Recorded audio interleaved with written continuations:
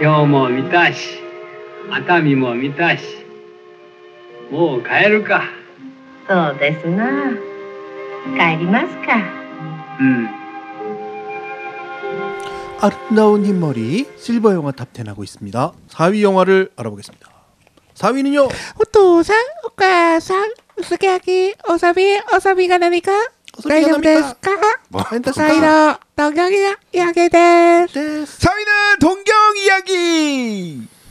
너 잠깐 방금 뭐 이름 나오던데? 엄마 아빠 해석해 보면 그렇죠? 예, 엄마 스키야키를 아빠 할까요? 사시미로 준비해드릴까요? 아, 그래? 이게 여동생이 오빠한테 엄마 아빠 오늘 오셨는데 저녁은, 식사를 뭘로 할까? 뭐 이거 그 얘기하는 얘기구나. 그 신이죠. 네. 정확하게 기억하시네요. 영화 다 봤네.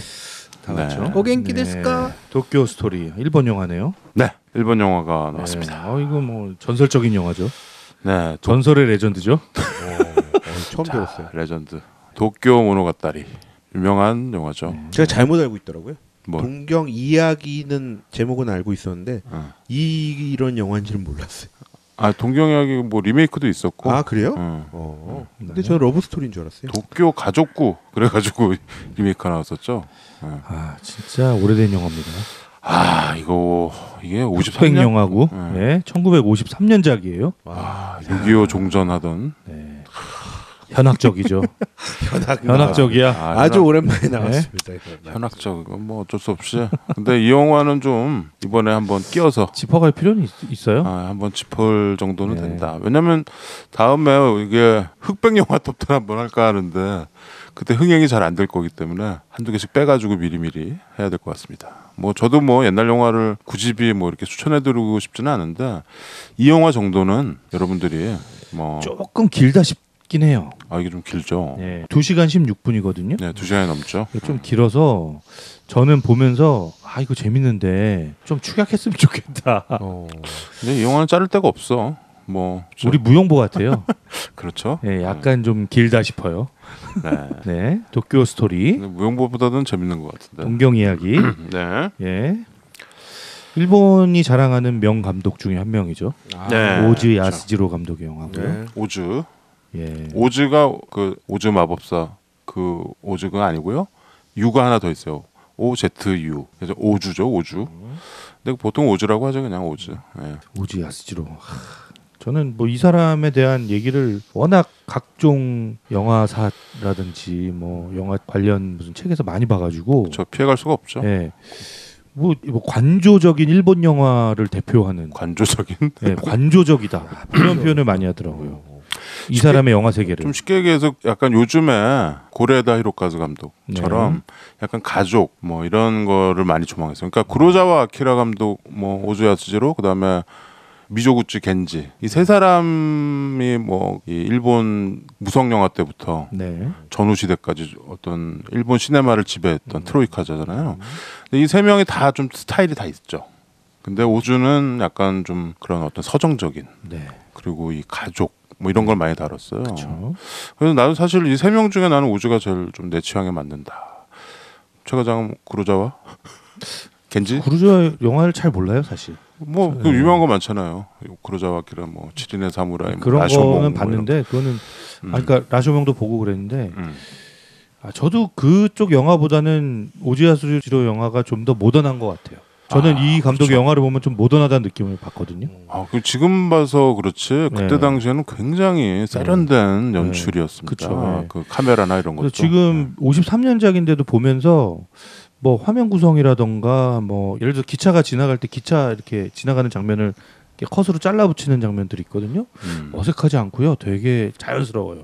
그렇죠. 장면 전환의 대가였죠. 왜냐하면 중간에 뭐 이렇게 사실 지금은 뭐 아무렇지도 않은 기법인데 그때 당시에는 되게 충격적인. 맞아요. 그러니까 어떤 사람의 감정을 표현하는데 그쵸. 중간에 전혀 상관없는 그림들이 막 이렇게 탁탁탁 들어가는 거예요. 예를 들면 하늘에 뭐 무슨 양떼구름이라던가 뭐 이렇게 뭐 빨래가 널려 있는 장면이라던가 굴뚝. 그렇죠. 뭐 그런 것들. 배가 이렇게 쓱 지나가는 장면이라던가. 그런 게 굉장히 자연스러운 장면 전환을. 근데 그게 그 관객들의 정서를 이렇게 움직이는 그런 컷들로 작용을 하거든요. 그래서 그렇죠. 굉장히 현대적인 그런 연출 기법을 썼다라는 생각이 들었고 저는 이번에 다시 보면서도 느낀 건데 제가 그 김기영 감독이라고 우리나라에 있잖아요. 저 한여라는 한여, 영화를 옛날에 봤을 때 와 이게 진짜 오래된 영화인데도 지금 봐도 촌스럽지 않은 그런 연출들 이게 그쵸. 활용됐구나라는 그런 충격이 있었는데 오즈아스지로 감독의 영화를 보면서 아 진짜 이 시대 일본 영화는 굉장히 시대를 그쵸. 예, 앞서가고 굉장히 모던했구나. 그렇죠. 라는 그런 느낌을 받았어요. 예. 뭐 우리가 좋아하는 굴지의 무슨 서양의 감독들이 존경하는 그쵸. 감독들하면 일본 감독들 이름이 나오잖아. 그렇죠. 구로자와 아키라나 뭐 예. 세 명 중에 하나를 항상 대고는 해요. 나오죠. 그 약간 좀 그 유행처럼 그러긴 했죠. 근데 그럴만하다. 예, 그 미지의 세계에 있는 어떤 제3세계의 영화인데 그 영화가 자기들한테 이렇게 큰 감동을 주고 예. 이렇게 세련된 연출이 이루어지고 있었다라는 게 서구 감독들한테도 굉장히 영향을 그렇죠. 이게 줬겠죠. 도쿄 스토리는 그 중에서도 오즈의 작품 중에서도 대표작 중에 대표작이죠. 마스터피스라고 예. 일컬어지는. 예. 예. 그렇죠. 이게 왜냐하면 영화들이 약간 좀 비슷비슷한 감이 없지 않아 있어요. 오즈 감독의 영화는. 근데 이 영화는 뭐 아주 뭐 대표적인. 저는 그래서 한때 약간 공부하는 마음으로 오즈 야스지로의 그 박스셋 6개짜리인가? 뭐 이렇게 예, 박스 세트? 작품들을 예, 모아놓은 박스셋도 샀거든요. 근데 결국에 한 편밖에 못 봤어요. 아 그래? 뭘 봤어요? 그것도 무성 영화. 지나가는 마음이라는 영화인데. 지나가는 마음. 예. 아 근데 좋았어요. 이게 무성 영화라서 그렇죠. 아 이게 좀 이거 내가 볼 수 있을까? 이런 생각으로 딱 보기 시작했는데 네. 보다 보니까 이게 마음이 움직이더라고요. 그게 뭐 부정을 다룬 영화였는데 다 보고 나서 아 이게 좋은 보양식을 먹은 것 같은 그런 느낌을 받았고 근데 도쿄 스토리는 그거보다 훨씬 더 모던한 느낌이 그렇죠. 들죠. 예. 오즈 야스지로가 딱 환갑 때 죽었어요. 1904년부터 63년까지 살았는데 이거는 53년 영화니까 어떻게 보면은 최고 절정기에 있었을 때 네. 50대 때 만든 그런 영화입니다. 네. 배우들은 뭐 이렇게 구체적으로 이름까지 소개하는 거는 너무 오래된 작품이라서 네. 그거는 뭐 큰 의미는 없을 것 같고요. 제가 주요한 인물들만 소개할게요. 네. 할아버지 할머니가 나오죠. 그렇죠. 엄마 아빠, 네. 오가상 오토상. 그렇죠. 예. 그리고 이들에게는 5명의 남매가 슬하에 그렇죠. 5명의 남매가 삼남이녀. 근데 제일 큰 아들은 의사가 됐고 그렇죠. 둘째 딸은 미용실을 운영하고 있어요. 그리고 셋째는 전쟁에 나가서 죽었어요. 전쟁에서 죽은 것 예, 같죠. 예, 뭐 전쟁에 전쟁 얘기는 나가서, 없지만. 네. 전쟁 나가서 죽었고 전사했고 그 며느리가 있어요. 그렇죠. 예, 이미 뭐 8년 전인가? 뭐 네. 7년 전인가 뭐 네. 그때 전사했는데 아직도 혼자 살고 있는 며느리가 있고 그렇죠. 네. 그렇게 3명은 도쿄에 있고. 예, 도쿄에 사는 거고 넷째 아들이 네. 오사카에서 무슨 그 기차 회사에서 네, 일을 하죠. 일을 하죠. 예. 네. 그리고 막내딸 선생님인 막내딸은 자기 집에서 같이 네, 살고 엄마 있고 아빠랑 같이 살고 예. 있고 예. 여기가 히로시마. 예. 히로시마 근처에 있는 오노미치라는 작은 중소 도시인 것 같더라고요. 네, 히로시마는 바다를 끼고 있는. 원자 폭탄 맞은 데잖아요. 네, 네. 네, 그래서 그런 얘기도 중간에 나옵니다. 네. 그래서 왜 동경 이야기냐? 이 부모가 짐을 싸는 장면으로부터 영화가 시작이 됩니다. 그렇죠. 예. 그렇죠. 우리 도쿄에 오랜만에 이제 애들을 자식들 보러 네. 예, 간다. 네. 라면서 짐을 싸는 장면으로 시작돼서 네. 도쿄에 가서 큰아들과 둘째 딸 그리고 며느리를 만나서 시간을 보내고 다시 집으로 돌아오는 그런 이야기를 담고 있습니다. 네. 네. 뭐 중거리까지 다 얘기를 했네요. 네. 자, 이 영화는 우리가 전에 뭐 가족 영화나 뭐 이런 거 했을 때 소개를 했을 법한 영화예요. 근데 그때 사실 이 영화랑 비슷한 컨셉들의 영화가 굉장히 많죠. 네. 저는 그 영화 Everybody's Fine. Everybody's Fine. 그 영화가 계속 생각나더라고요. 네.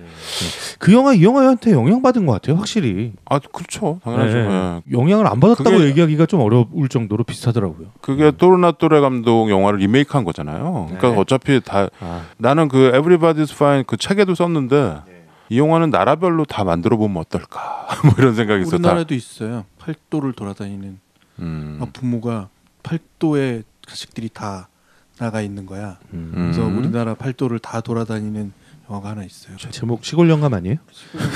시골 영감. 기차놀이. 쟤 또 뭔가 잘못 알고 있는 것 같아. 배우는 기억이 나는데. 드라마 아니야? 아니야, 영화였어요. 영화야? 영화였어요. 뭐 근데 이거는 사실 원래 미국 영화 30년대에 있던 미국 영화를 루즐리 아답트한 영화입니다. 그게 이제 Make Way Tomorrow라는 영화였어요. 1930년대 나온 그 영화를 오즈 야스지로랑 이제 이 각본가랑 둘이서 이 영화를 각색해보자 이렇게 해서 대본을 썼다고 하더라고요. 아 그래요? 3달 동안 대본을 썼대요. 그래서 이 영화 탄생했으니까 그 영화가 서로 다 이렇게 영향을 주고 다시 또 토르나토레가 만들고 로버트 드니로 나오고 네. 그렇게 가는 것 같습니다. 서로 영향을 주고 왜냐하면 가족이란 거는 사실 뭐 국경이랑 시간 공간을 다 초월하는 거 아닙니까? 그래서 부모가 보고 싶은 아이들을 보러 도시로 가는 그런 그 컨셉. 그런 컨셉들이 나오는 거고 뭐 그 오리지널리티가 뭐다라는 건 뭐 크게 중요하지 않은 것 같고 네. 동경 이야기는 이미 큰 뭐 교과서 같이 된 영화고. 아 그런 것 같아요. 근데 저 김 PD 형이 얘기한 영화가 음. 팔도강산이라는 영화가 있네요. 팔도강산? 예, 1967년 영화고 그래? 1남 6녀를 둔 한 노부부가 음. 팔도강산 곳곳에 뿔뿔이 흩어져 사는 아들 딸들의 초대를 받고 유람 여행을 떠나는 여행. 그 저기 할아버지가 누구지? 김희갑. 김미가 그 중전모를 쓰고 한복을 입고 그렇게 해서 아주 정말 전통적인 할아버지 같은 모습으로. 그러네요. 여행 다니죠. 우리나라에서도 그 영화가 그럼 먼저 나왔네요. Everybody's Fine이. 아, 67년이니까. 네. 아무튼 이렇게 돌고 돕니다. 그 최과장 아까 박스셋 샀다면서 네. 거기에 이 놀이꼬 3부작이 다 있어요? 이 동경 아닌 것 이야기랑 같아요. 아닌 것 만춘이랑. 같아요. 예. 동경 이야기가 빠져 있었다니까요. 그 박스 셋에 아 그게 동경 이야기가 없어? 예, 박스셋에? 따로 샀어요 그 영화. 아니 야스지로 박스셋에? 예. 재밌네. 꽁치의 맛 이런 건 있어? 홍채 맛도 없었어요. 꽁치의 맛도 재밌는데. 예. 여기에 나온 할아버지가 거기도 나오잖아요. 아 그래요? 류인데. 제가 이게 궁금해가지고 네. 이 배우들 나왔던 주요 배우들 살아있는 분이 있는지 아 살아있는 분이 있어요? 봤는데요. 어. 아 한 분이 살아 있어요. 아 그래? 그 막내 아들 정도는 살아 있겠네. 막내 딸이나. 막내딸. 예, 막내딸 교꼬. 교꼬. 교꼬. 예. 아. 교꼬가 31년생이거든요. 와 그래요? 그런데 아직 살아 있어요. 예. 그 소녀가. 아, 소녀는 아니고 선생님이잖아요, 선생님. 그렇죠. 근데 소녀처럼 생겼어. 그쵸, 그쵸, 예, 난 예. 처음에 학생인 줄 알았어. 그래서 다 봤는데 예, 다 나머지는 다 돌아가셨고요. 그런데 큰 아들이 의사로 나오는 큰아들. 예, 의사로 나오는 큰 아들이 2000년에 돌아가셨고요. 네. 그다음에 둘째 딸 97년에 돌아가셨고. 그 둘째 딸은 뭐 상도 많이 받고 이 영화로 네. 막 그랬다고. 왜냐면 좀 얄밉잖아. 그렇죠. 연기를 잘했죠. 연기 잘해요. 연기 예, 잘해. 잘하셨더라고요. 그리고 가장 최근에 돌아가신 분이 며느리 아, 세츠코. 그래요. 네. 오. 하라 세츠코. 세츠코 하라. 예. 이 사람이 그 오지아스지로 영화에 뭐 많이 나왔어요. 많이 나왔고 예, 예. 오지아스지로 굉장히 사랑했던 여배우라고. 그랬던 되게- 것 같아요. 되게 예쁘고 네. 서구형으로 생기고 맞아요. 웃는 모습이 너무 예쁘잖아. 맞아요. 이 배우는 근데 굉장히 많은 영화에 이미 나왔었고 음. 이 동경 이야기 전부터 많이 활동했고. 그리고 이 영화에서 그 며느리를 되게 예쁘게 담아내더라고요. 그치. 그냥 이 영화의 주인공이에요. 예. 사실상 내 자식들 피 섞인 자식들보다 그렇죠. 이 며느리가 낫다라는 게 예. 영화에 크게 흐르고 있는 그 예, 정서라서 예. 아까 그 황금연못에서 그 빌리 빌리처럼 네. 피 한 방울 안 섞인 네. 이 노리꼬라는 캐릭터가 보통 노리꼬 3부작이라고 하죠. 노리꼬 트릴로지. 그러니까 이 동경야가 제일 마지막이고요. 네. 만춘 만춘, 네. 레이트 스프링, 네. 그렇죠? 만춘이랑 그다음에 맥추, 얼리 서머, 얼리 서머 맥추 이거랑 동경야 이거 세 개의 노리코라는 여성이 계속 나옵니다. 근데 뭐 일관성이 있는 건 아니고 다 좀 다른데 다른, 약간 노리코가 그 좀 주체적인 여성상을 좀 그리고 있어요. 오즈 야스지로가 뭐 이렇게 확실하게 뭐 커밍아웃하지는 않았지만 게이였다는 게 정설이죠.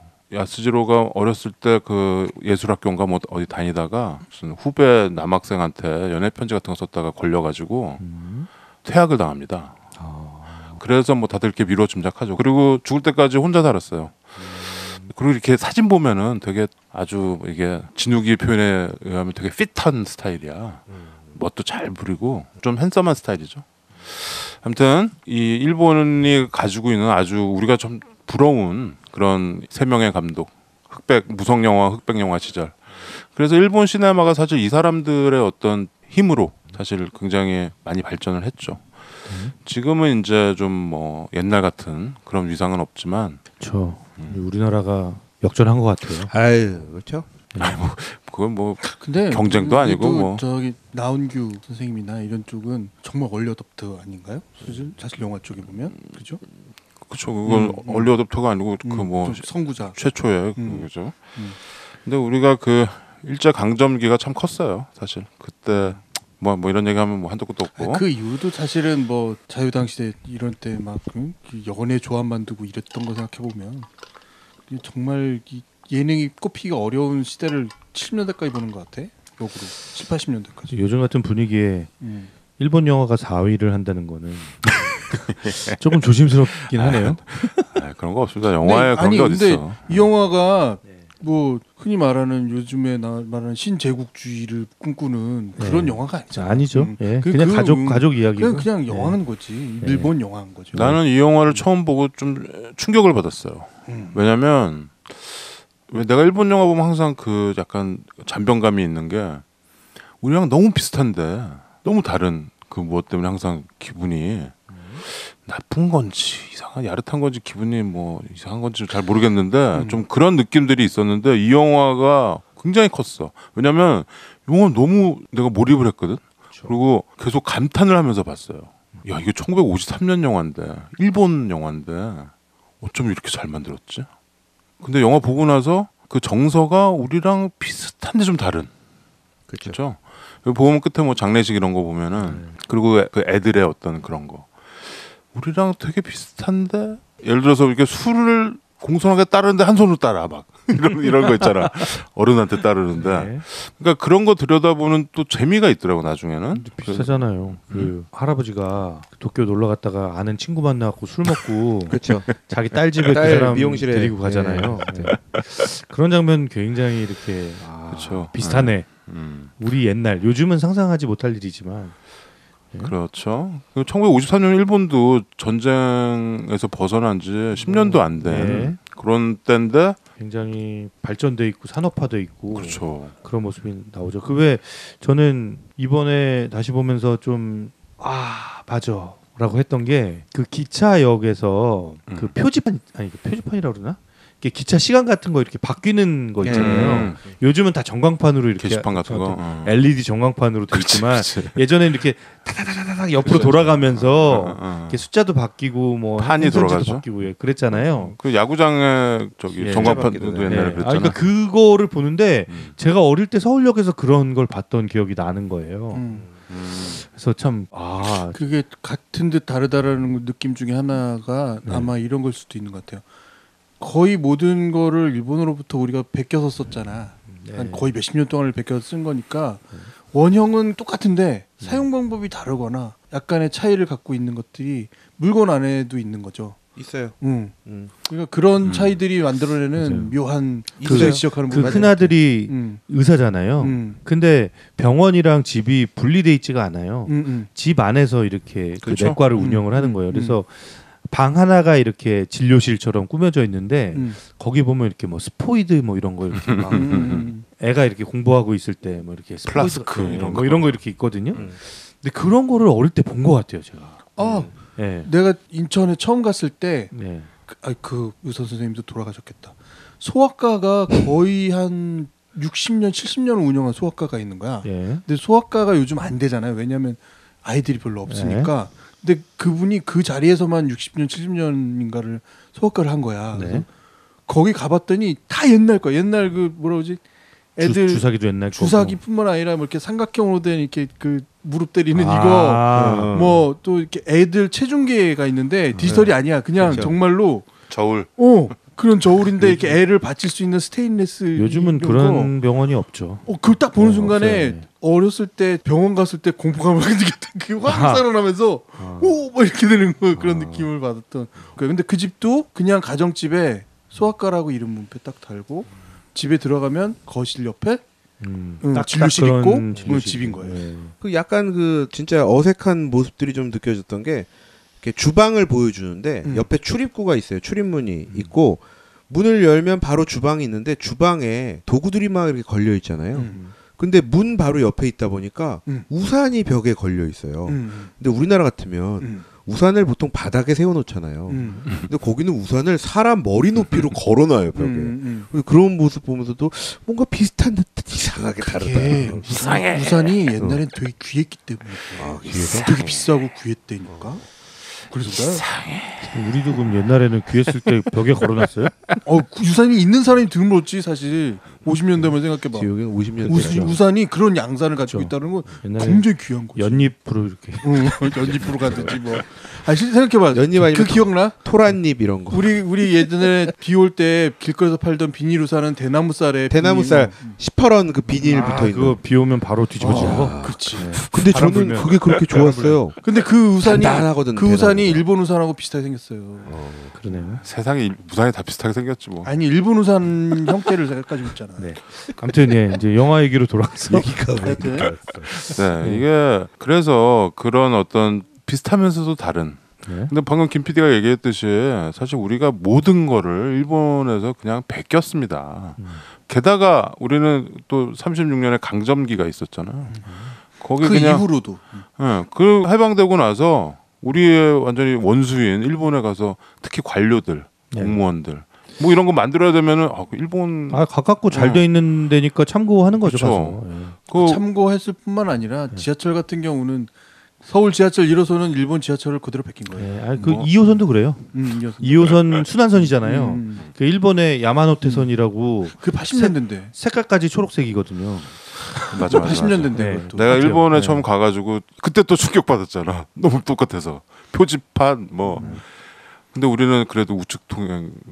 심지어는 근데 차는 우측으로 다니는 사람은 좌측으로 다니고. 그러니까 그게 이상한 거지. 그게 일본 안 따라하려다가 그게 또 서로 부딪히는 거고. 뭐 그게 이제 그 색깔들이 빠지고 있고 이제 요즘 애들은 뭐 스메기리 담아내기 이런 게 무슨 말인지 잘 모르잖아요. 모르죠. 요즘 애들은 우리는 알지만. 쓰레받기. 쓰레받기는 우리 말이야. 와리바시. 쓰레받기는 우리 말이야. 우리 말이구나. 와리바시. 와르바시. 다마. 벤또. 다마. 이런 전구 갈 때도 막 담아가지고. 담아간다. 그렇죠. 야마도라. 빠가야로 뭐 이런 거. 우아기는 우리 말이지. 우가기, 웃돌이. 글쎄요. 몰라요. 우리 엄마를 우아기라고 하는데 그건 우리 말 같고. 마이 뭐 이런 거. 그렇죠. 나시 이런 말. 나시란 말 요즘 쓴다. 그죠? 근데 그게 그것뿐만 아니라 건설 현장에서는 정말 그 남아있던 이상한 용어들 또 그렇죠. 정말 많고 그랬어요. 뭐 건설 현장, 뭐 인쇄소, 방송국 이런 데 일본 말도 아직 많이 씁니다. 그렇죠. 예.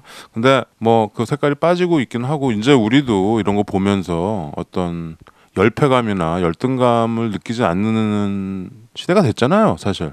이번에 그 불매운동 나는 그게 굉장히 중요한 모멘텀이라고 보는데 우리가 드디어 일본이랑 좀 분리돼서 좀 다이다이 이거 일본 말이야.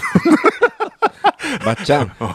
맞짱을 떠도 되겠구나라는 생각이 좀 들더라고요. 하지만 뭐 해볼까? 뭐 이런 거죠. 뭐 템베이시 이게 딱 이거가 된 것 같아. 뭐 아무튼 뭐 문화적으로도 굉장히 좀 거기는 인구도 우리보다 한 3배 많고 하니까 소비 계층도 좀 다양하고. 그러니까 나는 항상 그게 부러웠어. 음악하는 사람 입장에서 옛날에 이렇게 밴드 같은 게 오면 일본만 오고 우리는 잡지 같은 데도 사진이나 해외 유명 그룹 밴드나 그건 뭐 그 현상은 지금도 있죠. 왜냐면 일본이 돈이 많으니까 돈을 많이 주는 거야. 그럼 당연히 가는 거지. 뮤지션 입장에서. 그러니까 비근한 예로 우리가 전에 퀸 보헤미안 랩소디 얘기했지만 형 그냥 퀸이라고 하면 안 되잖아요. 퀸. 퀸에 퀸 왔을 때도 일본에 왔는데 한국에 잠깐 그것도 드러머랑 베이스만 와가지고 공연도 못 하고 그냥 인터뷰만 했는데도 그걸 그냥 시청률이 막 폭발하고 그랬던 게 뭐 80년대 그때 얘기입니다. 근데 이제는 해외 유명 가수들은 한국에 오고 싶어하잖아요. 그쵸. 한국의 그 떼창 문화와 팬들의 그냥 열화 같은 성원 이런 걸 느끼고 싶어서 한국에 온다고. 영화 배우들도 그렇더만 뭐 감독하고 물론 이제 일본을 들려서 오긴 하겠지만 각별한 애정을 표현하기도 하고 아직도 이런 얘기를 계속 하고 있다는 게 아직도 영향을 받고 있다는 거니까 예. 마지막으로 하죠. 얘기 그만해요 이제. 그래요. 아무튼 근데 뭐 이때 1953년은 우리는 이제 잿더미밖에 안 남아 있는 상황이었고 일본은 우리보다 10년 앞섰잖아요. 네. 전쟁 끝나고. 네. 그리고 걔네는 본토가 사실은 공격받은 게 히로시마랑 나가사키밖에 없어요. 아, 왜 도쿄 이런데 폭격 계속 폭격을 받긴 받았지. 도쿄도 하지만, 완전히 거기 나무로 다 불탔대. 하지만 이제 한국 전쟁으로 얘네들이 이제 산업 거의 활성화기를 만들 때가 53년이겠죠. 우리가 속대밭되고 있을 때 한참 돈 벌고 있는 거지. 확실히 저도 이번에 영화 보면서 이제 물론 당연히 처음 봤지만 오샥형 표현대로 저도 이제 처음 보면서 너무 놀라운 것들. 이 카메라 연출, 앵글 이런 게 영화를 좀 보다 보니. 야 이게 53년작이라고? 그렇지. 자꾸 이게 너무 머릿속에 각이 되는 거예요. 와 이런 장면 혹은 이런 연출, 이런 각도의 이런 촬영, 이런 감각, 이런 대사, 이런 연기 이런 것들이 53년이라고? 봐서 너무 놀랐습니다. 진짜. 예. 그 오즈가 만든 아주 유명한 샷이 있죠. 그 다다미 샷이라는 예. 카메라를 약간 다다미 바닥에다가 놓고 찍는 겁니다. 약간 아래쪽으로 해서 이 영화 잘 보시면 여러분들이 이게 좀 느낌이 다른 게 보고 나서 이게 샷이 우리가 보통 눈높이에서 찍는 게 아니고 그렇죠. 밑에서 찍습니다. 그러니까 살짝. 그래서 그 샷이 근데 우리처럼 온돌 문화인 데서 보면은 되게 자연스러운데 서양 사람들한테 굉장히 충격이었나 봐요. 그런 것 같아요. 그 바닥에서 놓고. 진욱이 이번에 처음 봤지? 처음 보자마자 느꼈어요. 야스지로 그래 그걸 처음 보고 느꼈어. 그럼요. 그래서 제가 오죽하면 야 이 연출, 이 앵글 이렇게 이걸 53년에 이렇게 했다고 이 생각이 드는 게 전 또 하나 또 기억에 남는 장면이 이제 마지막에 이제 어머니 할머니가 누워 있는 씬. 그 씬도 이렇게 얼굴이 덮여 있잖아요. 약간 예. 그 씬 거기서 딸은 우는 뒷모습 보여주고 막 이런 씬들이 그대로 멈춘 어떤 사진 혹은 액자 그림 이렇게도 담길 정도로 굉장히 인상 깊고 또 하나는 배우들의 얼굴 클로즈업. 배우들이 카메라 보고 얘기해요. 맞아. 이거 되게 독특하더라고요. 완전히 금기사항인데. 네.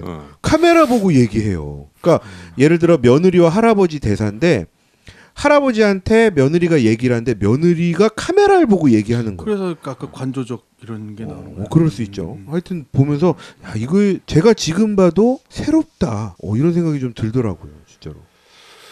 그 영국의 그 사이트 앤 사운드라는 뭐 영화인들이 아는 그런 잡지 있어요. 아주 유명한 잡지고 그 월간지인데 그 잡지는 10년에 한 번씩 가장 위대한 영화 100편을 뽑습니다. 그게 전 세계 그 영화 평론가들이랑 영화 감독이랑 이 사람들이 그 잡지에서 선정해가지고 투표를 받아가지고 영화를 1952년부터인가 그래서 뭐 62년, 72년, 82년 이렇게 계속 영화들 선정을 했었어요. 근데 물론 뭐 구로자와 아키라 영화도 있고 겐지 영화도 있고 뭐 있는데 언제부턴가 70년대가 80년대부터 도쿄 이야기가 상위권으로 올라오더니 지금 2012년도 투표에서는 역사상 가장 위대한 영화 3위인가 그렇게 도쿄 이야기가 돼 있고 더 재밌는 거는 감독들이 뽑은 이거는 지금 평론가들이 뽑은 거고 감독들이 뽑은 영화는 1위였어요 그때. 전 세계 영화에서요?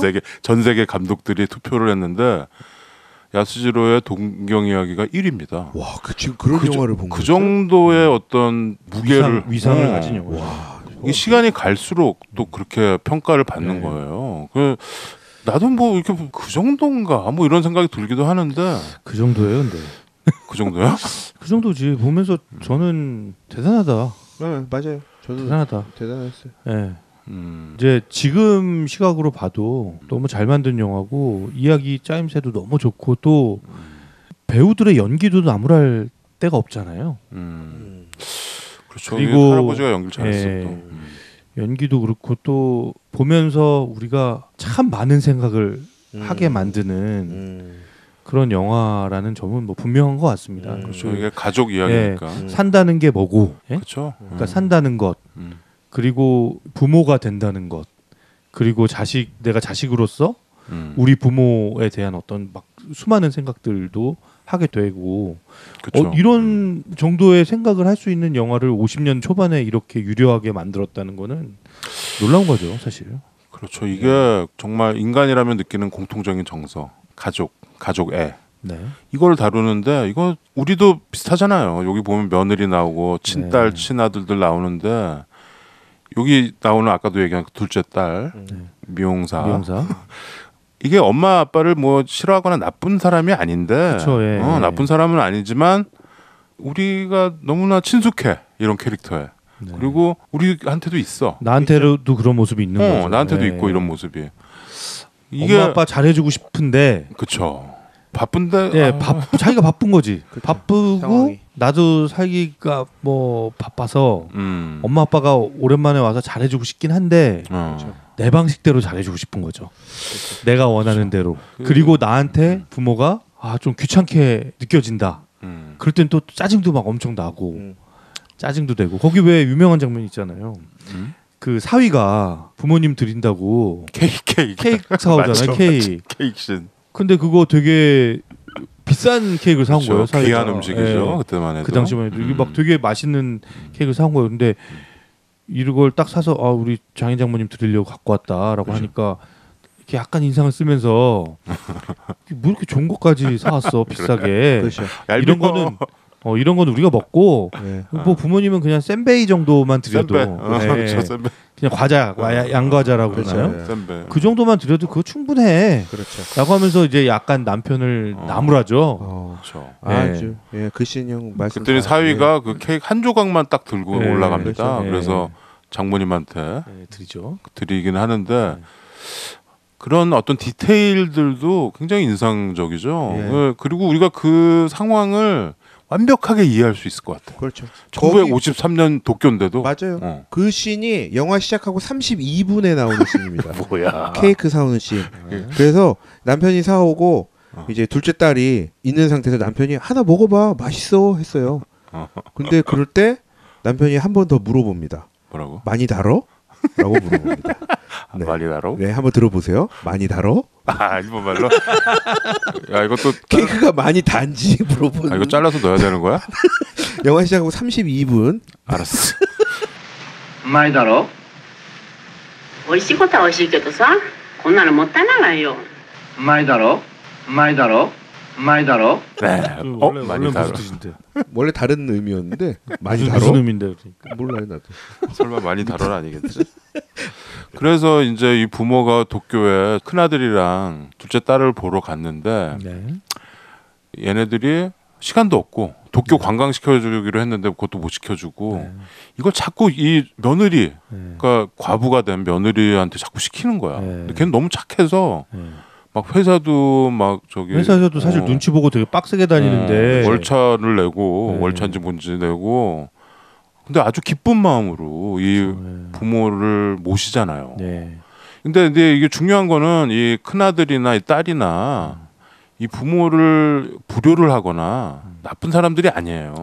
나쁜 사람들이 아니고 우리로 따지자면 뭐 저 어디 강원도에서 서울로 오셨는데 이게 못 모시겠으니까 어디를 온천 같은 데를 보내는 거야. 그렇죠. 아토미 돈으로 거기가 그 후지산 그 근처에 있는 안담이죠, 해변이더라고요. 안담이. 거기로 보냈는데 거기 갔더니 좋은 줄 알았는데 밤에 막 그러니까 파티하고 막 우리로 치면 그러니까 되게 유명한 관광 도시긴 한데 너무 젊은 사람들 중심으로 밤새서 노는 그런 료칸이었던 거예요. 맞아요.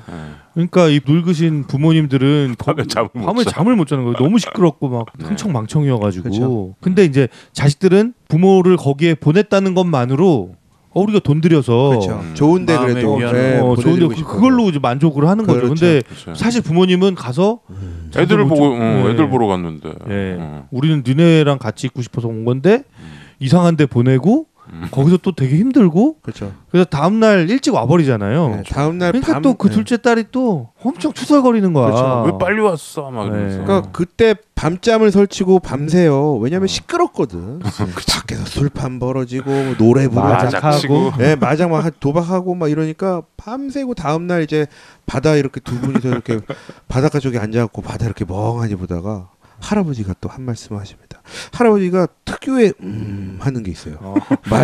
말끝마다 이렇게 혹은 시작마다 하시면서 이렇게 얘기합니다. 서로가 이럴까? 뭐야? 다시 집으로 갑시다. 이렇게 얘기해요. 할머니도 반응이 그게 좋겠지요. 예, 딱 그 반응.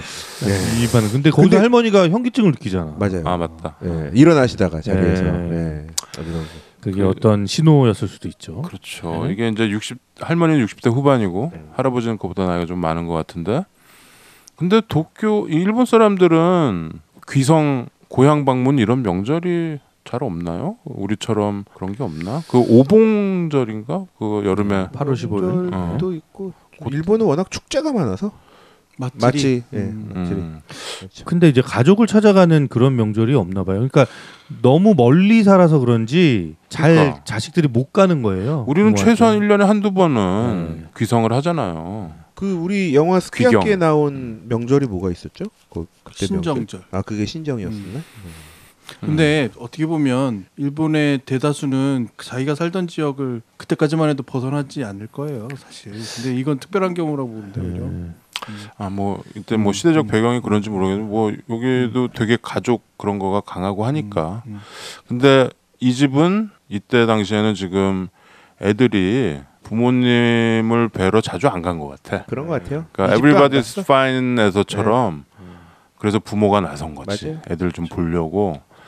근데 히로시마에서 도쿄까지는 굉장히 먼 거리고. 자식들이 안 가. 그리고 일본은 신칸센 이런 게 되게 비싸잖아요. 우리 되게 비싸. 네, 비행기만큼 비싸. 예, 뭐 편도 15만 원 뭐 거의. 그때는 뭐 신칸센도 없고 완행 기차 거의 수준이어서. 그렇죠. 뭐 하루 종일 가야 거의 되고. 뭐 밤을 새서 간다고 나오잖아요. 일본 뭐 철도는 잘 돼 있으니까. 그리고 이 오사카에 사는 요놈이 또 얘가 철이 없는 것 같아. 좀 걔도 그렇죠. 철이 없죠. 혼자 사는데 어머니 나중에 상 당했는데 뭐 야구가 어쩌고 뭐 있단 얘기를 하잖아. 얘는 좀 얘가 근데 지가 알아. 지가 불효자라는 걸. 그래서 나중에 아까도 얘기했지만 이 영화의 어떤 주인공은 페르소나는 셋째 며느리, 과부. 이 과부의 며느리. 우리 같으면 사실 애도 없는데 그냥 남편이 죽었으면 사실 그 이 시댁과는 좀 빠이빠이죠. 근데 여기서는 뭐 부모님 오신다고 다 연락도 하고 그렇게 사는 것 같아요. 그게 약간 좀 문화적인 차이인지 모르겠는데. 그래서 좀 놀랬던 게 그거였어요. 이 시어머니, 할머니와 이 며느리의 대화. 그래서 며느리에게 할머니가 둘만의 시간에서 그 대사를 하잖아요. 네가 재혼을 안 하면 나는 마음이 너무 아플 거야. 근데 저는 이 대사가 와 이게 53년도에 이런 대사를 시어머니가 며느리한테 할 수 있는 건가? 약간 이 생각도 좀 들어요. 이 영화의 어떤 그 버텀 라인들 굉장히 중요한 메시지는 다 이 셋째 며느리와의 대화에서 나와요.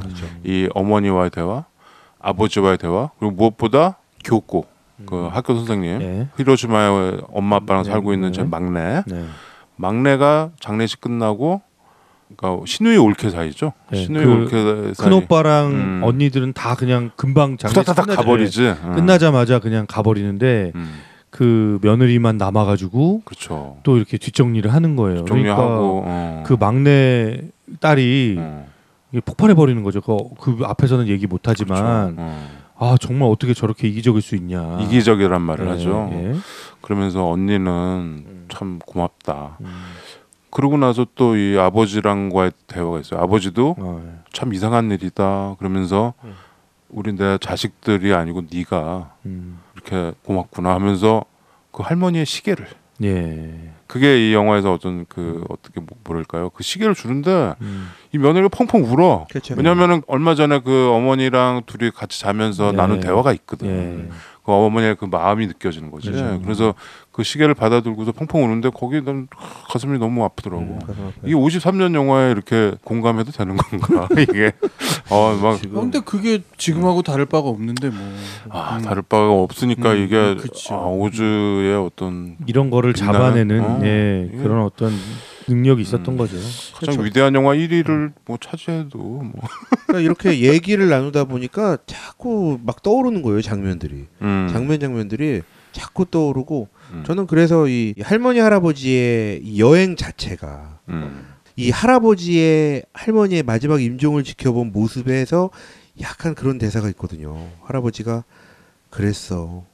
갈 때가 온 거였어. 이렇게 얘기하는 대사가 어떤 이 여행, 자식들 보러 가는 이 여행 자체도 어떤 뭐 또 다른 또 할머니에겐 의미가 있었고 어떠한 그런 때가 온 거였어. 약간 이런 거를 함축적으로 할아버지의 대사를 통해서 또 표현한 것 같아서 이게 계속 기억에 좀 남더라고요. 그렇죠. 이게 좀 공통적인 정서를 굉장히 만져주는 부분들이 많고 저는 좀 그리고 저를 좀 돌아보게 되더라고요. 왜? 그 자식들의 이입이 돼? 아니면? 그러니까 저도 그 큰아들 그 둘째 딸 그러니까 같이 그렇게 행동을 했던 것 같아요. 네, 형 잘못했더라고요. 그러니까 뭐 이번에 우리 아버지가 올해 아버지가 칠순이셔가지고 그렇구나. 네, 며칠 전에 축하드립니다. 칠순 그 가족 모임을 했거든요. 근데 저는 그런 걸 하기 싫어가지고. 근데 어머니가 살짝 이렇게 시네루를 주시는 거예요. 시네루 일본말이네요. 예, 시네루 딱 주시는 게 그래도 우리 형제, 그러니까 엄마 아버지 형제들은 좀 보여서 뭐 무슨 막 식사라도 해야지. 뭐 잔치 뭐 이런 건 안 하더라도 뭐 그런 모임 정도는 해야 되지 않겠니? 엄마는 그렇게 얘기하시는데 제가 너무 그게 하기 싫어가지고. 뭐 또 하기 싫어. 하기 싫더라고요. 저는 그 연락하고 막 이렇게 뭐 이렇게 하는 게 너무 싫어서 가족들 막 모으고 뭐 또 이렇게 그렇지. 그거 네가 해야 되는구나. 예, 어디서 식사를 하고 뭐 이런 것도 정하는 것도 귀찮고 그래서 저기 그냥 엄마 아버지 어디 좋은데 여행이나 보내드리고 딱 아타미 상황인 거죠. 보내드리는 거예요. 예. 그래서 제가 그 장면을 보면서 얼굴이 이렇게 약간 좀 근데 결국 했어요. 어머니가 너무 원하시니까 어머니가 약간 살짝 삐지셔가지고 그랬구나. 자 동생이랑 얘기하다가 그냥 하자. 그래서 그냥 했는데 막상 하고 나니까 엄마 아버지가 너무 행복해하셨거든요. 그날 업어드렸어요? 그런 거 안 했지. 그런 거 안 했는데 그냥 이렇게 뽀뽀도 안 했어요? 그냥 이렇게 손자들한테 이렇게 케이크 같은 거 쫙 갖고 들어가서 커팅하고 뭐 이렇게 영화 그 엑시트 그 상황인가? 뭐 그런 거죠. 그런 근데 뭐 잔치까지는 아니었고 그냥 식사하는 자리였는데 이제 아버지 어머니 이렇게 뭐 한 말씀 이렇게 뭐 시키고 뭐 이런 거 했는데 그 끝나고 나니까 그래, 이렇게 하기 잘했다. 어머니 아버지가 원하시는 그렇죠? 대로 하기 잘했다. 근데 섭섭하신 게 있었을 것 같거든요. 근데 그래? 네, 제가 그 큰아들 미온적이었구나. 그 큰아들 딱 그 큰아들이 딱 보면 형이었어요? 자기 일이 우선이잖아요. 그렇지. 그죠? 부모님이 오셨는데 내가 보니까 그 환자가 그렇게 급한 환자도 아니었어. 내가 보니까 얘는 가기 싫었던 것 같아. 네. 내심 부모님 모시고 이렇게 다니려고 하니까 약간 그리고 뭐 동생이랑 이렇게 얘기하는 장면에서 그쵸. 뭐 돈 많이 든다 뭐 이런 얘기도 또 하잖아요. 그렇죠. 뭐 그거 하면 뭐 비쌀 텐데 뭐 이런 얘기도 하고. 둘이 앉아가지고 저기 엄마 아빠 언제 내려간대 이거부터 얘기하잖아. 언제 가신대. 그러니까 이게 근데 우리가 되게 공감하거든. 이거 지금 최 과장이 지금 약간 지금 고백적으로 자기 고백하는 저거가. 그래서 저는 되게 얼굴이 낯이 되게 뜨거웠어요. 우리 모두 약간 이 큰딸과 큰아들 그 과인지도 몰라요. 그러니까 우리가 이런 상황이라면 정말 이 셋째 며느리처럼 이 사람은 그냥 착한 것 같아요. 착하고 그리고 진심으로 자기 시부모님들을 좋아하고 따르고 존경했던 것 같아요. 약간 그런 마음이 오히려 핏줄이 안 생겨서 우리가 건너뛸 수 있는 뭔가가 또 있지 않을까. 근데 우리가 뭐 피가 물보다 진하다는 말을 하지만 저는 근데 솔직히 그 셋째 그 며느리를 보면서 좀 이해가 좀 잘 안 됐어요. 전 너무 오버인가? 저렇게 할 수 있지. 되게 극진하게 모시잖아요. 정말 좋아하고 극진하게 모시는데 저는 솔직히 이해는 잘 약간 안 비현실적이다. 네. 그래서 저는 형 비슷한 감정이었네. 저도 그래서 저럴 수 있을까? 심지어 그 시대에 그래서 제가 생각한 건 그렇다면 과연 셋째 아들은 어땠을길래? 셋째 아들이 그게 약간 궁금해져. 거기서 근데 그 어머니와 대화하면서 그게 나오잖아. 이 셋째 아들이 애가 술 좋아하고 좀 잘 놀고 좀 그랬던 것 같아. 그래서 좀 힘들어했었던 거가 아닐까라는 대화가 나와. 어머니. 그러니까 어머니가 걱정했다 그러잖아. 네가 좀 힘들었을 거야라는 식으로 얘기를 하시죠. 그리고 그걸 인정을 하잖아. 근데 뭐 죽었긴 하지만 약간 그런 대화를 살짝 지나가. 그러니까 미루어 짐작컨대 이 셋째 며느리는 친정 부모도 없는 것 같아. 그런 부분. 내 생각엔 그렇죠.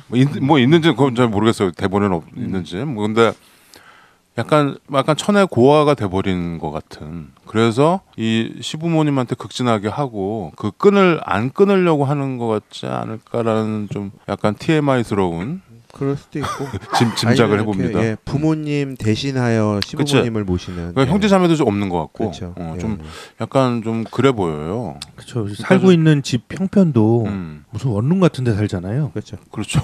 뭐 화장실 부엌 이런 거 공동으로 쓰는 그 아파트 그렇죠. 원룸 같은 데 사는데. 그럼 마지막에 그 시아버지한테 고백을 하잖아. 사실 어머니한테는 말씀 못 드렸는데 자기도 외롭고. 그래서 너가 참 좋은 며느리다라고 얘기하니까 저 사실 그렇게 좋은 사람 아니에요라고 이렇게 고백하는 장면 있잖아요. 저도 고백을 하죠.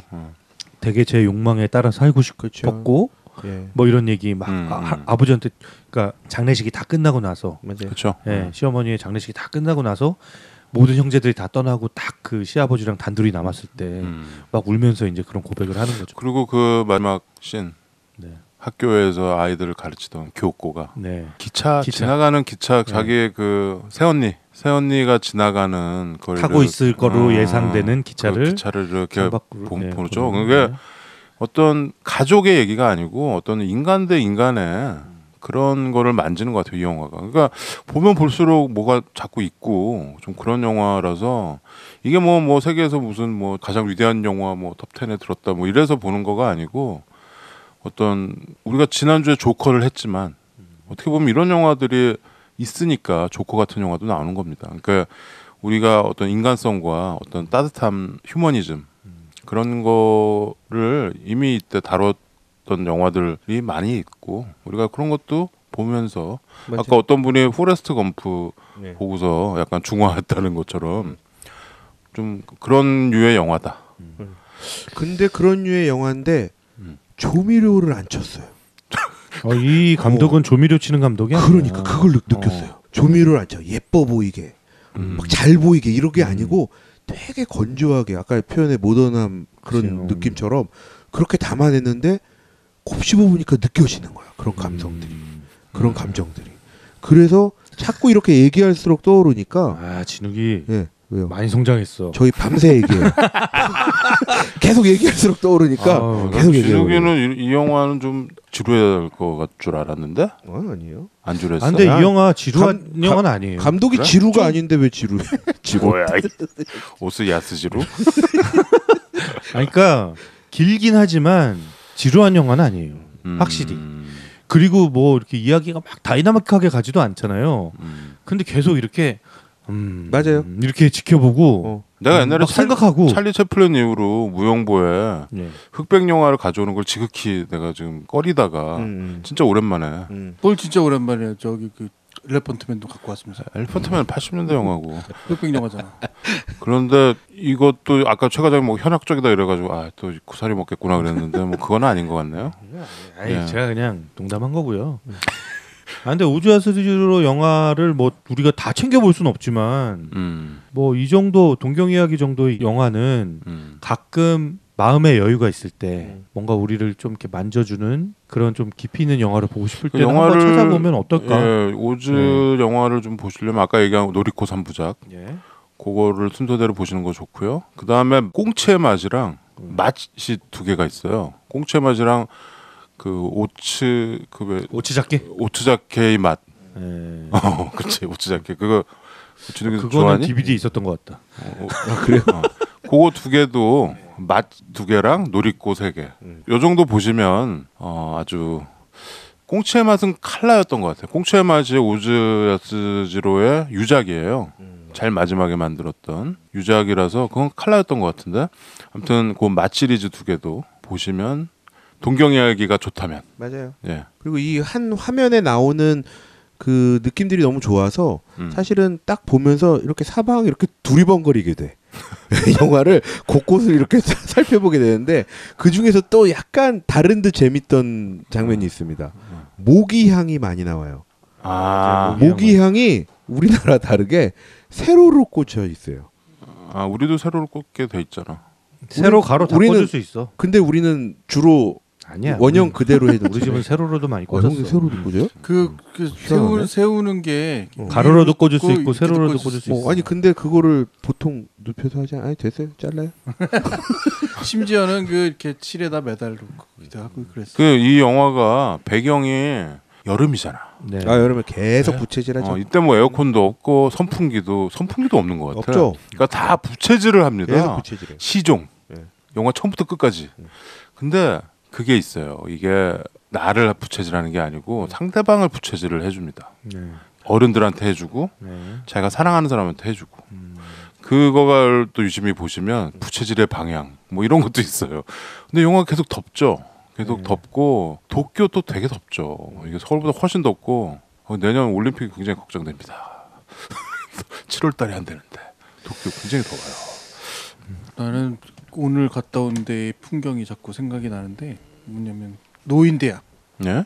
노인대학? 할머님들이 일종의 노래 교실 같은 걸 해서 막 노래를 배우다가 이제 가족들을 초청해서 발표회 같은 걸 하는 거야. 근데 이 포인트가 뭐냐면 정말로 한 30분 되는 분들이 이렇게 무대에서 노래를 하는데 노래가 화음도 없고 그냥 신나는 트로트야. 그러니까 합창을 하시는 거죠. 네. 합창을 신나는 트로트인데 딱 반복되는 어떤 이 제스처들이 있어. 옆으로 왔다 갔다 하다가 그러다가 박수 한번 쫙 치고 손 위에 올렸다 내리고 그렇죠. 간단한 율동인데 로큰롤 인생이네요. 그렇죠. 그런 내 나이가 어때서 그 노래 있었어요. 딱 하시죠. 네. 근데 정확하죠. 그거를 하는 가르치는 강사가 그 앞에서 정말 노심초사하면서 똑같이 막 하고 저 뒤에는 그 동작만 이렇게 보여주는 네, 그 보조 강사가 또 있어. 그런데 그 앞에 앉아 있는 그 자식들의 모습이, 나는 그 모습 아까 막 그랬거든. 감동받았어요? 짜릿짜릿했거든. 왜냐하면 그 표정이 예전에 어머니 아버지가 하게 하면 내 아들 내 딸 잘하나? 막 이러면서 막 찾고 막 이랬던 그 어머니 아버지의 모습이 완전히 반전돼서 자식들이 막 그러고 있고 사진 찍고 있고 막 이런 그렇죠. 것들이 보이는 거야. 방금 오샥이 얘기한 대로 우리가 삶에서 막 이렇게 부딪히다 보면 이런 이벤트가 없으면 이런 행복대학 같은 이벤트가 없으면 나도 그런 것 같아. 내가 바쁠 때 아버지 어머니가 전화하거나 혹은 오셨는데 점심 먹자 그러면 막 그 부담스러워하고 분명히 있는데 저분들이 평생에 나를 위해서 했는데 이제 내가 저분들에게 이런 것을 하나 할 수 있구나 라는 어떤 아주 조그마한 것들 그거를 막 보는 내 느낌이 막 그런 거죠. 똑같은 느낌이 있는 거지. 맞아요. 저는 근데 그냥 제 생각인데 뭐 많은 사람들이 뭐 내리사랑이란 말이 있잖아요. 이게 위에서부터 내려오는 사랑을 아래서부터 올라가는 사랑이 절대로 이길 수가 없어요. 아유 당연하죠. 네, 이거는 제가 오늘 우리 아들이 놀이터에서 거의 하루 종일 놀았는데 저를 빵 셔틀처럼 뭐 시켰어요? 계속 전화가 와가지고 뭐 시키는 거야. 아빠 뭐 배드민턴 갖고 와. 뭐 아빠 나 추워 옷 갖다 줘. 아빠 이거 휴대폰 배터리 떨어져서 가서 충전해 줘. 막 이거를 제가 그래서 저 새끼 날 똥개 훈련을 시키네 이러면서 계속 우리 집에서 그 애들 맨날 녹여서 노는 놀이터까지 5분 걸어서 한 5분 정도 거리인데 거기를 제가 몇 번 왔다 갔다 했거든요. 근데 이게 우리 부모님이 나한테 만약에 그렇게 시켰다면 난 절대로 그걸 못해요. 화내고 뭐 승질내고 뭐 난리도 아니었을 거예요. 근데 이게 내 새끼니까 걔가 그렇게 해도 이 자식 이러면서 투덜거리면서도 그걸 다 하는 거예요. 가서 왔다 갔다 하고 밥 때 되면 야 뭐 먹어야지 그러고 데리고 와서 뭐 먹이고 또 다시 데려다주고. 그러니까 이게 그러니까 동경이야기에 나오는 아들 딸이 안 그럴 것 같아. 똑같은 거지. 그렇죠. 거기 보면 그 동경이야기에 그 애들한테 대하는 부모들의 그 태도나 이런 것도 다 나와 있어요. 그건 뭐 서양도 마찬가지고 다 똑같을 거란 말이에요. 이게 그 정서를 딱 잡아서 여기다 넣었다는 건 대단한. 그렇죠. 여기 보면 이 부모가 이 애들 눈치 엄청 보잖아. 그렇죠. 애들이. 그래서 동경이야기 보면서 제가 또 이렇게 마음이 좀 이렇게 찌릿찌릿하면서 좀 그랬던 게 이 부모님의 반응. 우리 부모님이 딱 그러시거든요. 그렇지. 그러니까 이번에 그 칠순 그 식사도 어머니가 나한테 이게 막 세게 얘기는 못 하는 거예요. 세게 얘기는 못 하는데 이렇게 했으면 하는 그런 뉘앙스로 계속 얘기를 하는 게 눈치를 보면서 얘기를 하는 거죠. 해야 되지 않겠냐. 그러니까 근데 이제 제가 제가 했던 게 태도나 뭐 말이나 그런 게 자꾸 이제 생각이 나더라고요. 영화를 보면서. 그래서 저한테는 사실 좀 보면서 이렇게 불편한 영화였다. 죄책감. 그러라고 만든 영화인데 그러면 되는 거지. 그러면 굉장히 불편했다. 쪼코보다 불편해. 현학적이진 않지만 불편한 영화였다. 바로 얼마 전에 벌어졌던 이 상황들이 너무나 이렇게 내 눈앞에 펼쳐지는 것 같아서. 예, 산업화 이후에 세계상이 똑같을 거예요. 그리고 진짜 내 자식한테 핵가족화되면서 내 자식한테 돈 쓰는 거는 하나도 안 아까운데. 어쨌건 간에 그 현상을 있잖아. 있는 거는 있는 거라고 보고요. 다만 한 번씩 느껴보는 순간이 그렇죠. 있다라는 것이 더 중요한 거지. 우리 엄마 이 방송은 안 들었으면 좋겠네. 난 아까 그래서 내 얘기 잠깐만 결론 짓자면 이게 사는 건데라는 게 막 매일매일 똑같이 반복되는 것이 아니라 이런 달콤한 순간들이 있어서 우리가 사는 거라는 생각을 아까 한 거야. 부모 자식도 마찬가지고 특히 어머니 그 아버지들이 노래하는 그 어머니들 소리가 막 진짜 어떻게 보면 떼창하는 것처럼 우하고 나오거든. 동경 이야기에서 사실 이 부모님에게는 그런 달콤한 순간이 그 며느리한테밖에 없었던 거잖아요. 영화에서는 근데 뭐 그렇다고 뭐 가서 괄시를 받고 이런 건 아니잖아. 그래서 이 둘 다 내색은 안 하죠. 왜냐면 계속 눈치 보이고 쿠사리도 먹고 그랬는데 아버지가 한 말씀 하시잖아. 그래도 애들이 많이 사정이 나아져서 그거가 다. 우리는 그 얘기 하잖아요. 부모님들끼리 우리는 아이들 다 자리 잘 잡고 다 평균 이상으로 잘 됐고 그리고 큰아들에 대한 얘기 하잖아요. 큰아들이 병원 의사인데 자기들은 훨씬 더 잘 나가고 있다라고 생각을 했는데 가서 보니까 약간 실제로 그 정도는 아닌 거예요. 그러니까 약간 동네 병원 도쿄인데 교회 변두리 교회에서 조그맣게 그냥 그 얘기를 엄마 아버지가 하시는데 쉽지 않은가 보다 애들도 그러니까 뭐 이런 얘기를 하죠. 그리고 그 얘기를 할아버지가 친구분들하고 술 마시면서 얘기를 할 때 그런 얘기를 해요. 친구들이 그래도 당신은 자식들이 잘 성공해서 잘 커서 부럽다고 했더니 이제 할아버지가 그 얘기를 합니다. 나도 내 아들이 큰 성공을 거둔 줄 알았다. 근데 막상 와서 보니 나도 사실 실망했다. 근데 우리가 이제는 생각을 바꿔야 된다. 우리가 시대가 바뀌기 때문에 우리가 생각을 이제 고쳐 먹어야 된다라는 대사를 하면서 술이 취해요. 우리 부모님들이 아마 그런 얘기를 자기들끼리 모여서 숱하게 하고 계실 거라는 거죠. 그렇죠. 그래서 사실은 우리 부모님 세대의 부모님들은 굉장히 자식들한테 뭐 이렇게 뭐 대접받거나 뭐 이런 거를 되게 당연하게 여기셨던 세대잖아요. 그렇죠. 근데 지금 부모님들은 사실은 굉장히 자식들 눈치를 보고 있는 세대라서 이 영화에서 자식들 눈치를 보는 그 부모들의 반응과 우리 부모님들의 모습이랑 굉장히 많이 겹쳐서 겹치기도 해요. 거기에 나는 딱 하나 라인이 있는데 뭐냐면 우리 부모님들의 세대가 괜히 봤어. 뭐냐면 자기가 겪었던 것을 겪지 않게 해주고 싶다라는 게 밑에 있는 것 같아요. 나보다는 낫게 그리고 내가 겪었던 어떤 나쁜 일들을 더 겪지 않도록.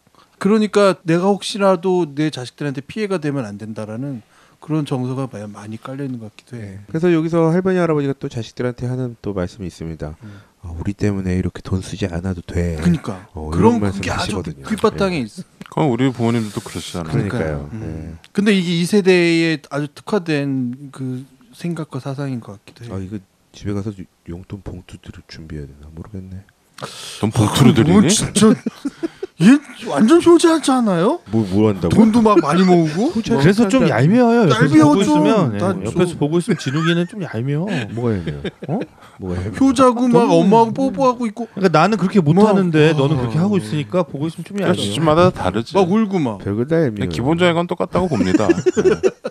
그렇죠. 이거 보면은 엄마 생각, 아빠 생각, 뭐 아들 생각, 딸 생각, 뭐 굉장히 많이 나게 하는 영화. 얘기할수록 난다니까요. 이거 혼자 보고 혼자 이렇게 생각 못해요. 준영이 혹시 이 영화 보면서 운 대목 있니? 울진 않았어요. 그때 참았어요. 과부 울 때도 안 울었어. 참았어요. 시계. 저는 솔직히 아까 전에 여기서 둘째 딸 이름이 참 시계다. 네.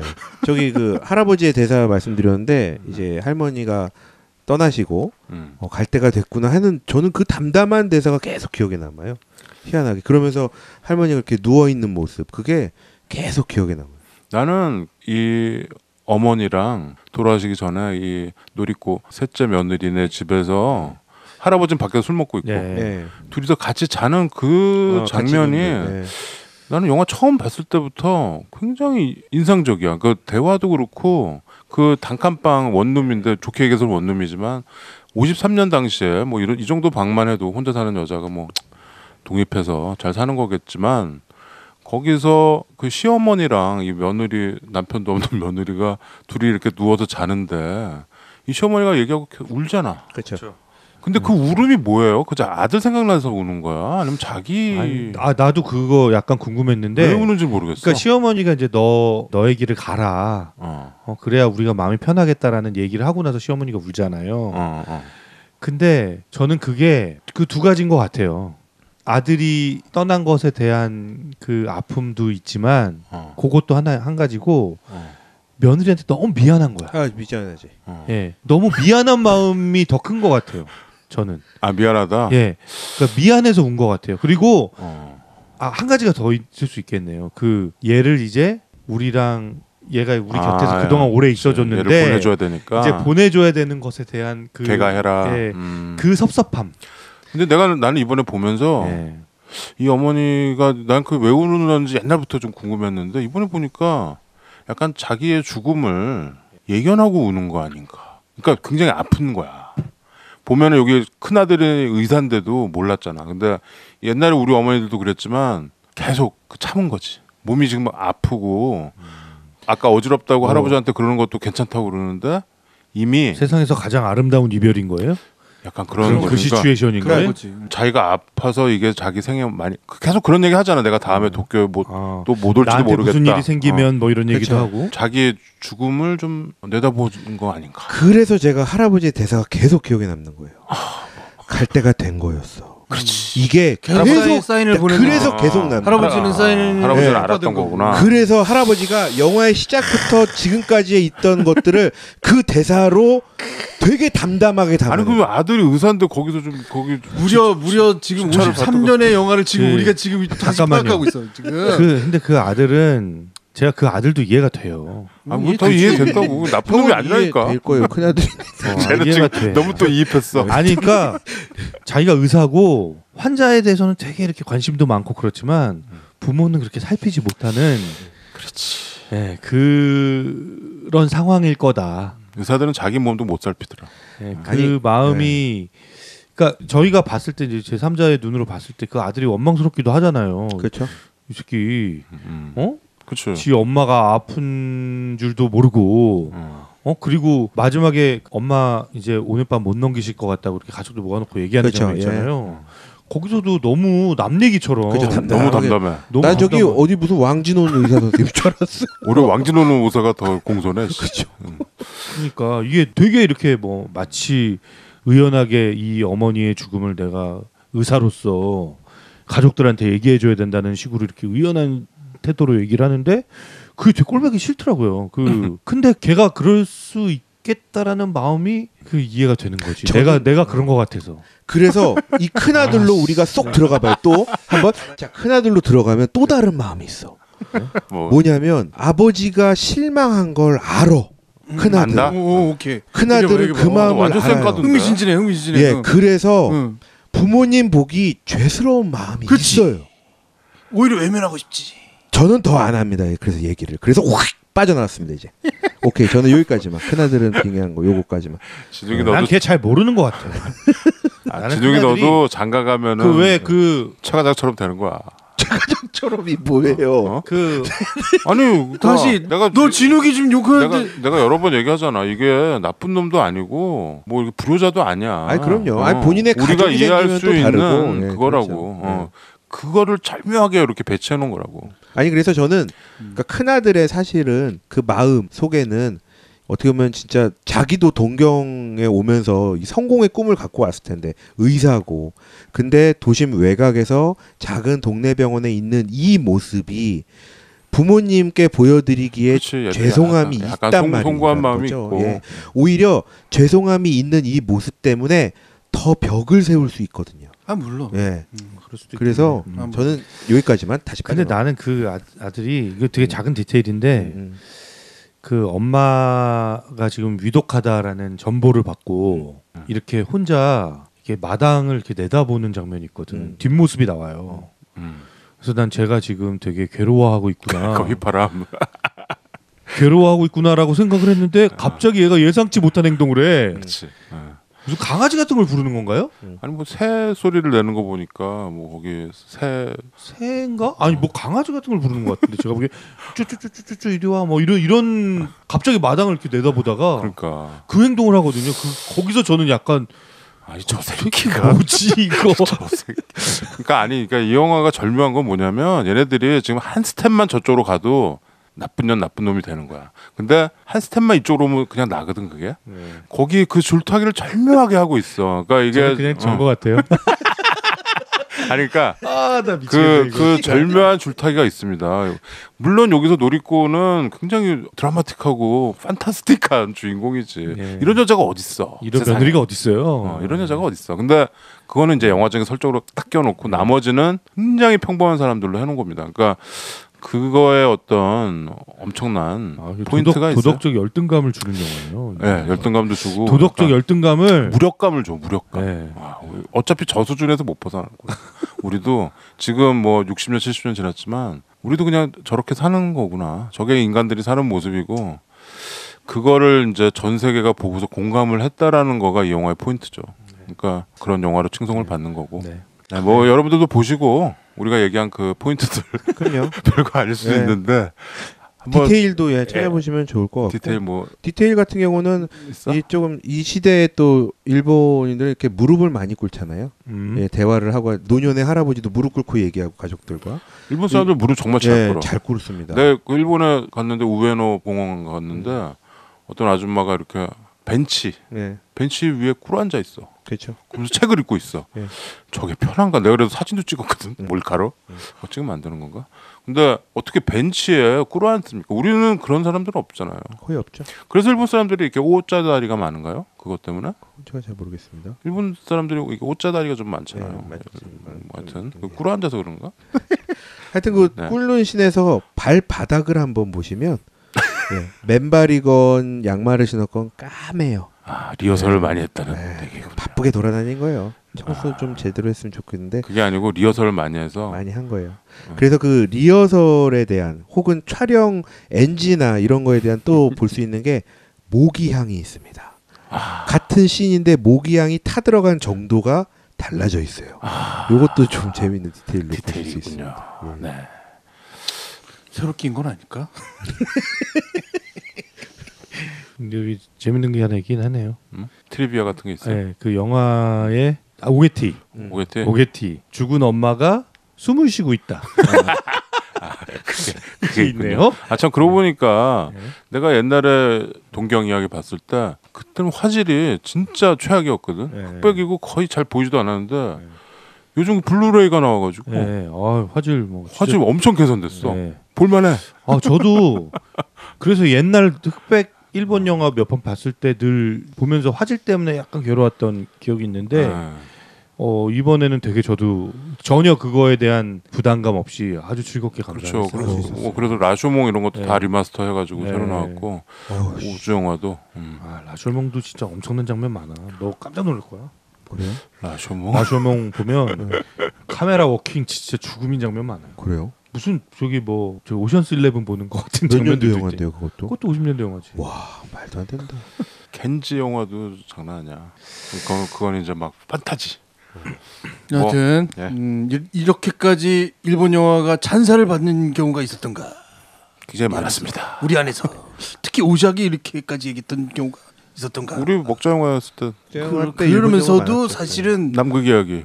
그러면서도 뭔가 너는 다른 스키야키 그렇게 얘기했지만 누군가 다른 얘기를 했는데 특히 이런 시국에 일본 영화를 막 무슨 시국이야. 찬상을 근데 이 영화는 진짜 괜찮아. 걸작인 것 같아요. 그거를 부인할 수 없고 그래서 한 번은 시간 내서 그러니까 바쁜 삶 중에서 영화가 나의 정말 유일한 엔터테인먼트고 그 시간 좀 재밌게 보내고 싶다고 하면 좀 보기 좀 저하할 수 있는 영화긴 한데요. 조금 여유가 있고 우리 부모님에 대해서 좀 생각해보고 싶거나 그런 분들은 조금 시간 이렇게 여유 가지고 네? 보면 예, 충분히 즐겁게 몰입해서 예. 그리고 또 저도 진욱이랑 비슷한 생각인데 저 혼자 볼 때보다 보고 나서 우리끼리 얘기하다 보니까 예. 되게 더 많은 게 느껴지네요. 그래요. 이게 어떤 좋은 영화의 특징이 아닐까. 네. 예. 이 영화를 보고. 집에서 어머니 아버지랑 같이 보면서 나는 무릎 꿇고 볼까? 아니 어머니 손 아버지 들고 이렇게 한번 봐볼까? 어머니 같이 볼 영화는 아버지는 아닌 것 같아요. 오래 보시지 못할지도 몰라요. 영화 의외로 길고 흑백이라. 아 그렇구나. 자막을 보고 싶긴 좀 어렵게. 하여튼 극장 가다 조커로 조금 뒤숭숭했던 마음이 황금 연못하고 이 동경 이야기로 좀 이렇게 안정을 되찾았어? 예, 저는 오히려 안정을 되찾네요. 네. 그런 상황인 것 같습니다. 뭐 그렇게 뭐 대단히 흔들렸다고 다들 그런가? 어느덧 실버 영화도 상위권으로 달려가고 있군요. 네. 네. 저 1, 2, 3위 맞춰주시고요. 그럼요. 아, 그리고 다음 주에 3위 해야 되군요. 네. 네. 알겠습니다. 네. 유튜브도 많이 구독해 주시고. 동경 이야기였고요. 네. 유튜브는 곧 잘 될 거예요.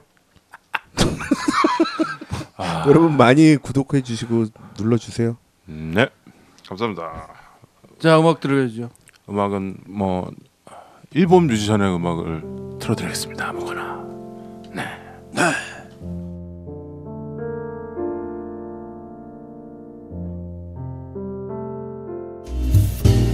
막루반의 신체 공격 영화 리스트업 무슨